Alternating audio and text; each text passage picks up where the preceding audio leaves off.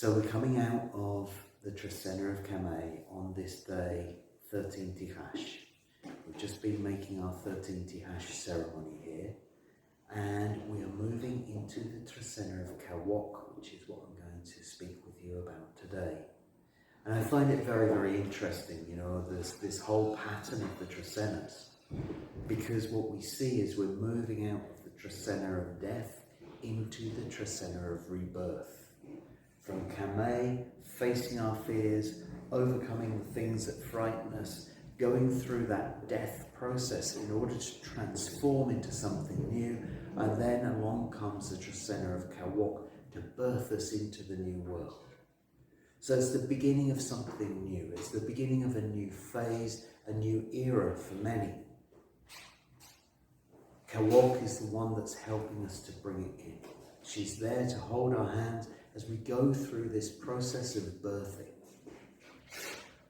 So we're going to begin the Trecena of Kawok on the day 1 Kawok, the beginning of that process.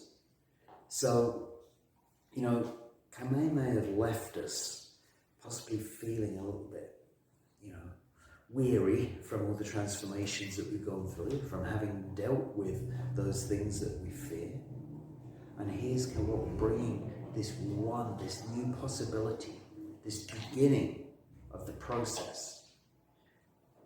The emergence of something new, of a new shoot coming into the world.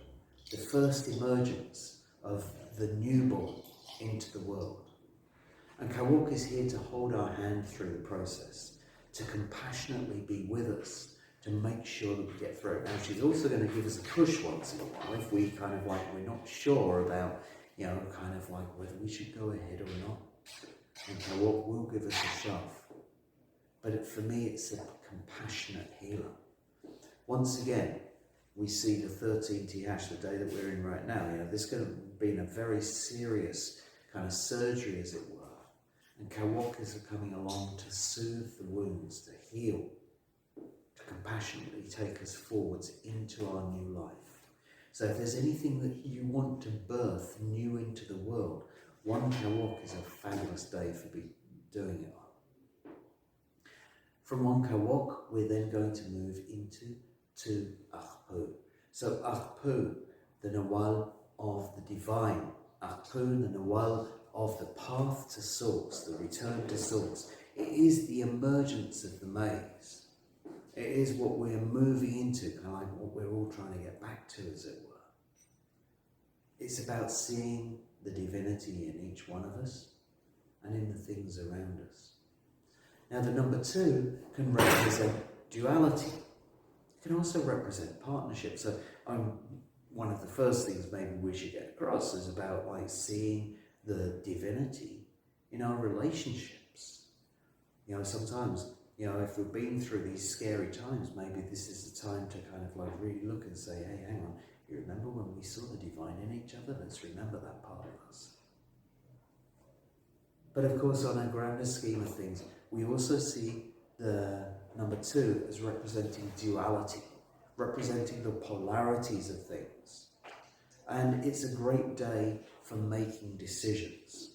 Now, those decisions may be between the things which you hold divine on your path and the things which you do not hold divine on your path.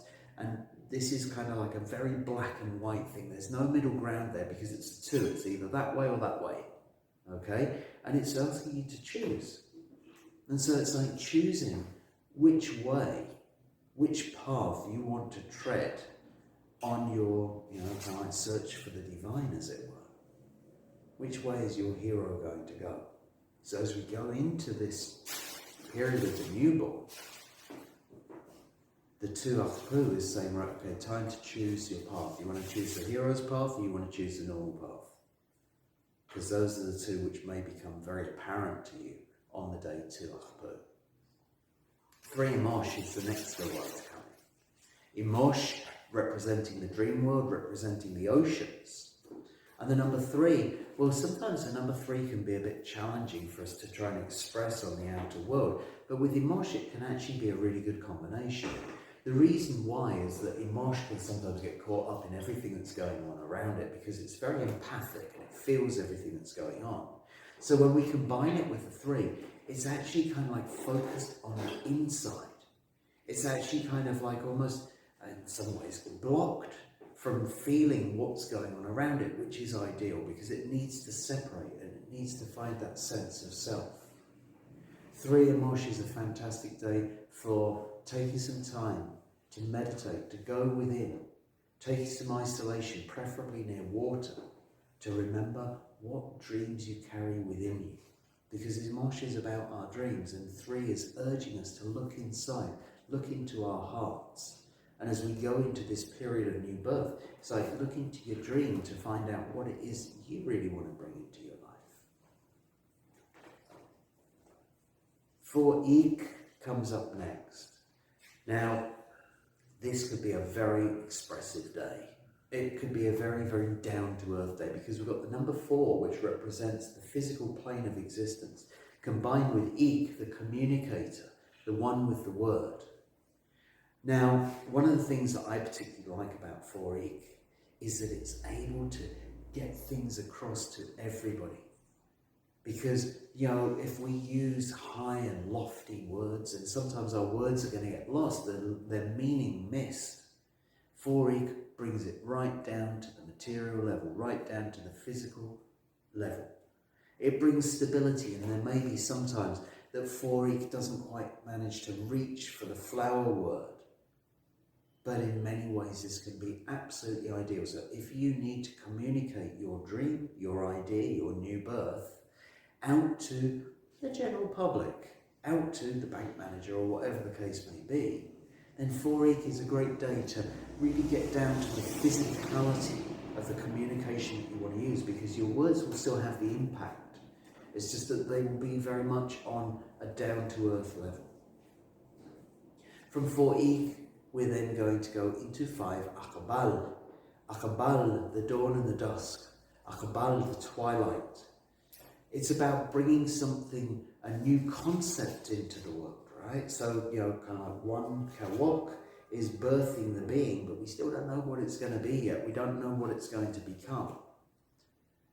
5 Aq'ab'al gives us the opportunity to put our work, to put our energy into the new concepts that we want to bring in. And so, along with that new birth, how is it going to affect what's around it? What new concepts do we need to bring in alongside it to help it into the world? 5 Aq'ab'al might suggest that we're really kind of like going to have to put our energy into it. But this is the day for getting those concepts out into the world so that they can be moved forwards, so that the midwife of Kawok can birth them into being. From 5 Aq'ab'al, we're then moving into 6 Kat. So Kat can be a very, very beneficial Nawal. Kat, the Nawal of the net, which we gather all of our abundance in. And the number 6, representing family and representing stability. This is a wonderful day for collecting what you need in order to bring stability to your family. This is a day for collecting your harvest. 6 Kat is a great day to stabilize your priorities in life as well, because remember that Kat is also about letting go of what you don't need. And so it gives you the opportunity to look through the bag that you're carrying right now, the net that you're carrying, to see your blessings and to see your burdens, to see the blessings for your family and the burdens for your family. 6 Kat gives you a very good lens with which to release the burdens which are bringing instability to your family. Now, of course, once you've released those burdens, you're making space in your net for the abundance to come in. So this is also how it's going to bring stability on two levels. From 6 Kat, we then go into 7 Kame. Kame, the Nawal of the serpent, the Nawal of the body lightning, the Nawal of the teacher, also can be the Nawal of the sorcerer. Okay? Now, often we might see Kame associated with politicians, and part of that is to do with the illusions. You know, they like to do the what's up here so you don't see what's going on over here kind of thing, right? Kame teaches us how to see through those illusions because it gives us the wisdom that's carried there. And 7, representing the top of the pyramid from where we see all, but also representing endings. And so here we see the end of the illusion. We see the ability to gain the wisdom that we need from our teachers so that we can transcend the illusion. From 7 Kame, we then move into 8 Kame. So, of course, after going through the Trecena of Kame, we're now on 8 Kame, which is going to fall next. And this is the celebration of the ancestors. It's also the celebration of our own transformation. We've probably all worked fairly hard through the Trecena of Kame. It brings up a lot of fears. It's brought up a lot of change for many people, in fact, even nations. A lot of people have faced things. A lot of people have been grieving. 8 Kame gives us the opportunity to consolidate that. It's a celebration of those ancestors. It's also time to make our ceremony for them. So if you have ancestors that you wish to honour, 8 Kame is a great day to be lighting a candle for them. For me also, 8 Kame has often been seen as a marriage day because when we get married, all of our ancestors get married as well. And so it's a great way to honour our ancestors. So it's about coming together in that way. So for 8 Kame, this is a chance to look at the fears that you've overcome and the fears that are still there, to see them together, to honour them and to make ceremony, to ask for help to overcome what needs to be overcome. From 8 Kame, we're then going into 9 Kech. 9 Kech. Kech, the day of the wilderness, the Nawal of the horse or the deer. Kech can also be seen as the day of the spiritual leader because, of course, the higher level spiritual leaders are initiated on the Kech days. Now, the number 9 can be seen as the number of life, but it can also be seen as the number of the feminine, the number of women. And so when we see 9 Kech, the first thing that leaps into my head is the day of the high priestess. That's, I think, something which is very important. So it's a day to honour the female spiritual leaders within our community.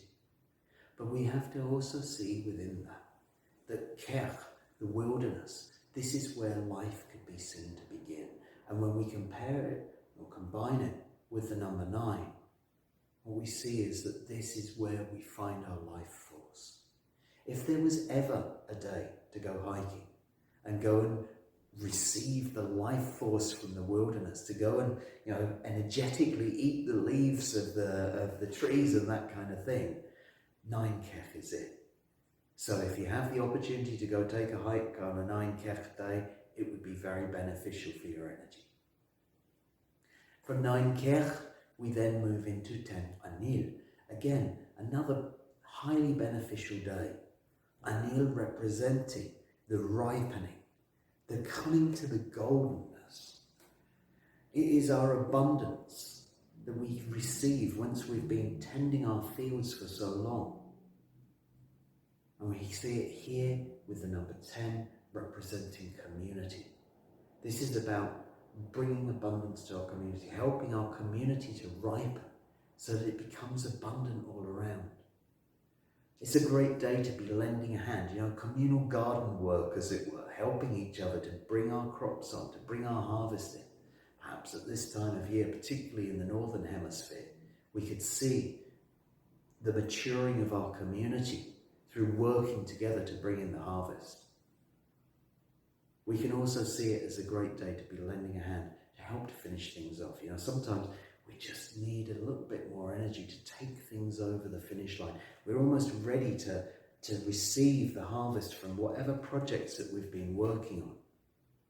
This is a great day to either offer or receive a hand in those things so that we can get it over the line and take it to its maturity.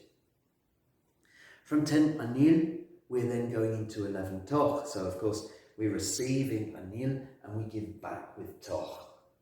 Toch, as I always would suggest, if you have something that you would like to donate, then Odin, whose details will be on the screen right now, are an organization in San Pablo La Laguna and San Juan La Laguna who work with education and medical systems within those villages. Very, very good people to be working with.